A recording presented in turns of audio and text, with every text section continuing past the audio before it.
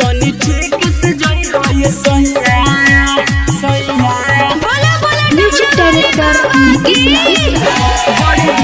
लगे लगे घरवा में पीके तू भांग भकुआई हो ना तेजो में गाड़ी चलई हो ना ए पिया सुनत काने की मान जाई ना पीके तू भांग भकुआई हो ना तेजो में गाड़ी चलई हो ना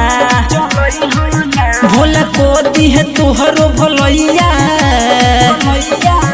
बड़ी भीड़ लागेला देव घरवा में तनी ठीक से जई हो सैया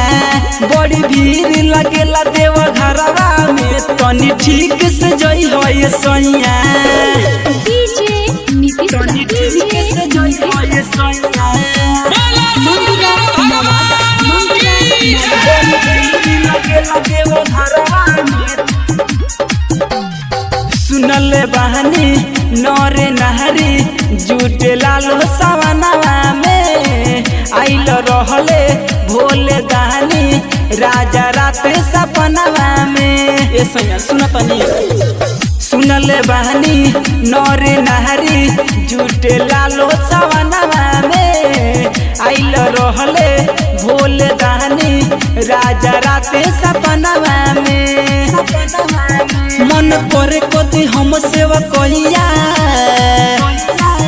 बड़ी भीड़ लागेला देव घरवा में तनी ठीक से जई हो सैया बड़ी भीड़ लागेला देव घरवा में तनी ठीक से जई हो सैया डीजे तनी नीतीश ठीक से जई हो सैया बोला बोला देव घर वाले बाबा की बड़ी भीड़ लागेला देव घरवा में बतिया महनो सुनिल अंकुर नरेंद्र गीत करवा के जानत नहीं खो नियम बही राजा जी देव घरवा के ए सैया सुन तनी बतिया महनो सुनिल गोलू नरेंद्र गीत करवा के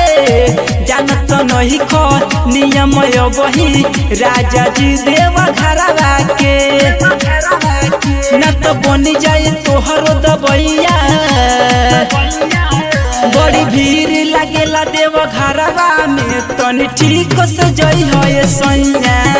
बड़ी भीड़ लागेला देव घरवा में तनी ठीक से जई हो सैया